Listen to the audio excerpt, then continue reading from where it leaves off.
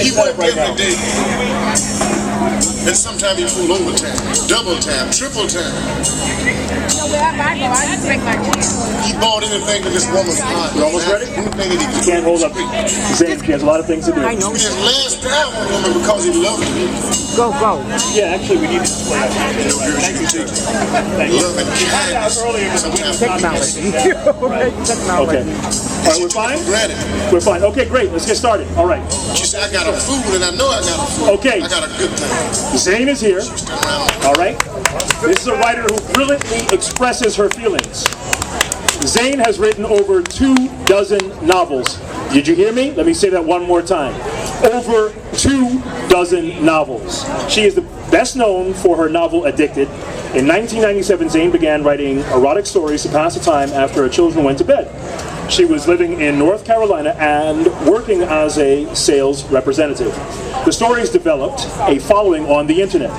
She self-published the Sex Chronicles before landing a deal with Simon & Schuster. That's right, Simon & Schuster. Her work was the basis for the Cinemax program Zane's Sex Chronicles. So let's give a round of applause for this very, very talented lady. Zane, come on guys. Okay, a couple questions and then I'll hand the mic over to you. Sappho, Anais Nin, and Erica Jong all express intimate feelings in literature. What is new and different in erotica today? I believe so. Did you guys hear that? No. Let's try that again. Okay. Sappho, Anais Nin, and Erica Jong all express intimate sexual feelings in literature. What is new and different in modern erotica? Well, you know, believe it or not, a lot of people make the assumption that I've read a lot of erotica. I actually have never read any of the authors you just named. However, because I never set out to really be an erotic writer, I just simply am a very detailed writer who writes in detail, including when it comes to sexuality. I can't really tell you what's different with my erotica, except that I wrote it and it's my vision. Well expressed. Yeah. All right. Well, first off, I'm a great fan of your work. You're a brilliant writer. Okay. Please, I guess you guys agree with me on that one. She is a brilliant writer. Okay. When you first started writing erotica, did your family respond adversely or positively to your work? When I first started writing erotica, actually nobody knew that I was doing it. I actually led a double life for 5 years, which was the basis for Zane's Sex Chronicles, which is about 85% my real life. My parents didn't know that I was Zane until I had 3 out of 5 of the bestsellers on Essence. So, but as far as when they did find out, they have totally been accepting of everything that I do, because I just have very great parents. Can I have them? No, let me stop. Do you feel that erotica can help a couple? Oh yeah, I know that erotica can help a couple because it can help them learn to express themselves when it comes to their sexuality, and also just an open communication. And I know that mine has made a lot of babies. And a lot of them actually somebody this week just named a baby after me again, so. That's lovely. Well, I'm very proud to hand the mic over to you. You're going to introduce your own cast of very talented individuals. Once again, let's hear it for Zane!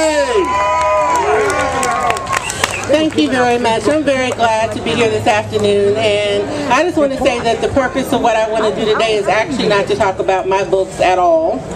I really wanted to show the fact that I have been running a publishing company for 10 years, and since 2005 I've been running a full imprint at Simon & Schuster, where we do anywhere from 3 to 7 new books a month. And I have a very diverse imprint, nonfiction and fiction. And so today I really want to introduce 4 of my authors who are here and let them tell you a little bit about their work, because this is really all about them. So I'm going to start with, and they should all be up here sitting down. I'm going to start with the woman who works even harder than me, who also happens to be my older sister, who is the publishing director of Strayboard, and she is the one that makes sure that all the manuscripts are done, all the editing, all the covers, everything goes into production in time. And she finally wrote her first book that was published last year called The Next Phase of Life. But she, along with me, we do all of the selections and acquisitions for Straybor. And her name is Charmaine Roberts Parker.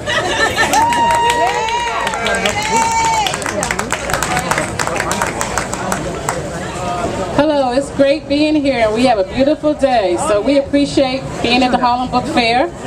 My name is Charmaine Roberts Parker. I wrote my first novel under the name Charmaine R. Parker. It's titled The Next Phase of Life. And as Zane said, I am her oldest sister, and I'm also the publishing director for Straybor Books. And what we want to make sure everyone knows is that we do have diversity, and that's the reason that we're here. We publish all genres, not just erotica. We publish contemporary romance, mystery, romance, everything, science fiction. And my book, I would consider mine contemporary romance. Also, I'd like to read just a brief excerpt from my book. The first chapter is titled Pleasure in Paradise. Ty glanced at the nightstand clock. It was close to midnight. Eager to escape, she gingerly arose from the soft satiny sheets, peeping at her bedmate who was in a deep slumber. I'm on this beautiful island and it's way too early for me to turn in, she thought. There was little time to worry about hooking up pieces for a sensual outfit. It would be quicker to grab a dress, one of her hot numbers. She pulled a 5 red jersey-wrapped sundress out of the closet and quietly headed for the bathroom. She analyzed the persona reflected in the mirror. Here she was in St. Martin and confined in a hotel room with a grumpy ex-boyfriend. Boring wasn't the word for Vince. He was the king of Lazyville. After they had a rendezvous, he had done the usual, drifted to sleep in record time. Ty had buzzed him a few months ago on the relationship rebound. He immediately had agreed to take her to the tropical retreat. She wasn't looking for love, only a travel escort. She was still recuperating from the grave disappointment of a no-show. Ty had celebrated her 40th birthday with a big bash with her longtime beau, Austin. Decided to pull a disappearing act. After envisioning them as a standout couple on her grand night when all eyes would be on them, he was nowhere to be found. Ty was forced to celebrate her 4 decades solo. She had spent months planning the party of 200 invited guests at the Grand Hyatt in downtown D.C. Valet, her fashion designer friend, had created a black and gold form-fitting one-shoulder dress to show off her curves that she had managed to maintain at her milestone age. Ty was proud that she had held on to her youthful figure and had no problems flaunting it. Throughout the evening, her guests had continuously inquired about Austin. The duo had been joined at the hip like 2 peas in a pod. Now, on her special night, he was ghost. Maybe her occasional comments about turning 40 being synonymous with marriage had scared Austin. After all, so many brothers shied away from the ring on the finger. However, Ty felt assurance that Austin was ready to settle down after their 5-year relationship. She now presumed commitment wasn't in his vocabulary when it came to a walk down the aisle. I'm going to skip a little bit here.